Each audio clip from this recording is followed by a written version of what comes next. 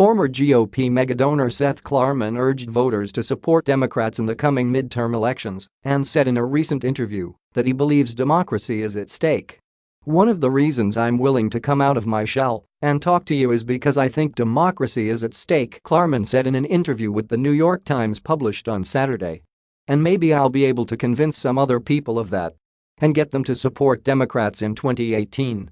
Klarman, who was previously one of the biggest donors to the Republican Party in New England, told The Times he has donated $4.9 million to nearly 150 candidates.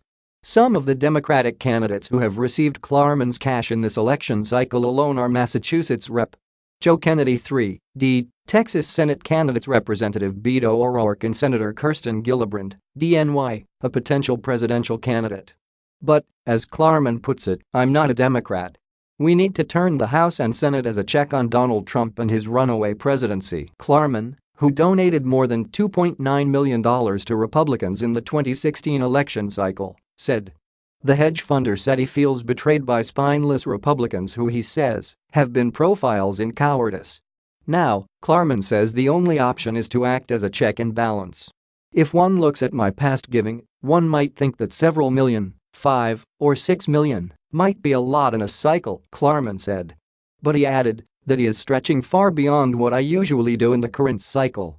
"By the election I think I'll have spent between $18 and $20 million," he continued, which would make him one of the top donors for the Democratic Party this year. "Think of it this way," Brendan Quinn of the Center for Responsive Politics told The Times. "As of August, George Soros has given $12 million. I have no way of knowing how much more he'll contribute this cycle, but it's entirely possible that Klarman could end up giving more than him."